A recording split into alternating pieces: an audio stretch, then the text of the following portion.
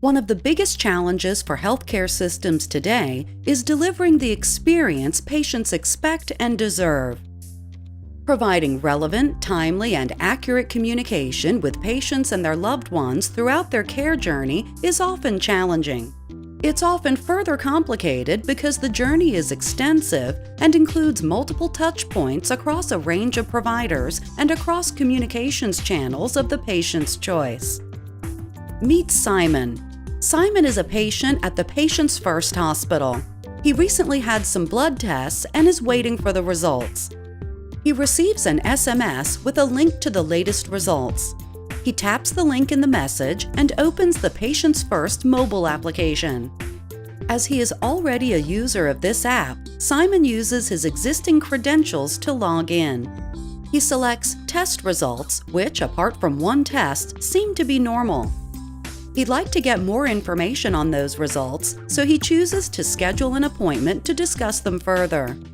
Simon is given the option of speaking with someone immediately or to schedule a date-time more suitable to his schedule. He's on his way to a meeting and opts for an appointment later in the day. Simon also opts in for regular reminders from the hospital regarding upcoming appointments. Simon immediately receives an SMS confirming the appointment. Later in the day, Simon receives another SMS reminding him of his upcoming appointment. He realizes that he needs to reschedule the appointment due to an urgent meeting and replies to the SMS with a request to reschedule. The mobile application opens and presents him with other available times. Simon selects a later time and immediately receives an SMS confirming the time. 15 minutes prior to the scheduled appointment, Simon receives an SMS reminder, and at the scheduled time, Simon initiates a video call from within the Patient First mobile application on his iPad.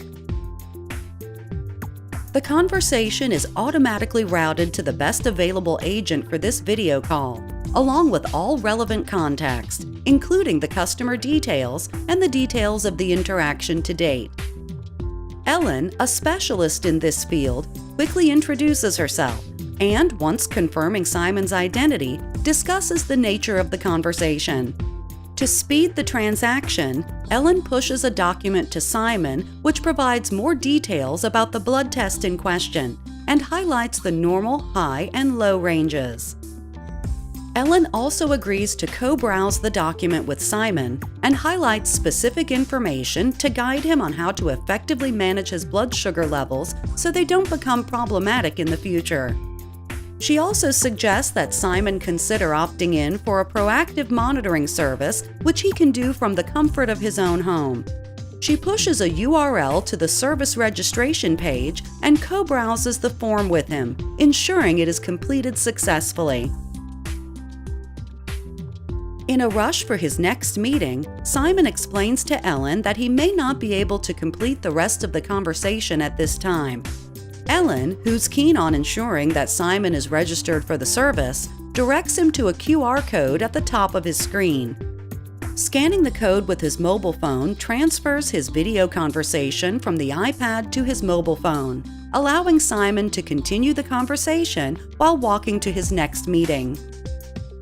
A couple of days later, Simon receives an SMS informing him that his latest statement for his treatments is available. Over a coffee break, he logs into the Patient First application on his iPad and reviews the charges. He identifies a charge he doesn't recognize and selects the option to chat with an agent. A web chat is initialized, and along with all relevant context on Simon's recent online activity, an automated web response is provided, giving Simon more information on the charge in question. Although Ava, the automated web chat agent, has managed to address Simon's initial query, he would like to request the charge be refunded and further change his payment plan. Ava decides to escalate the conversation to live assistance. Given the more complex nature of the query, the conversation is automatically routed to the best available agent to be initiated as a video call, with all relevant context, patient details, and interaction details up to this point.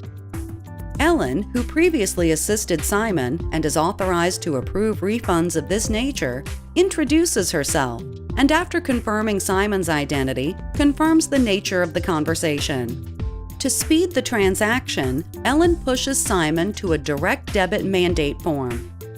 She also agrees to co-browse and help him complete the form correctly. However, confidential information like Simon's banking details are masked out from Ellen's screen for data protection purposes.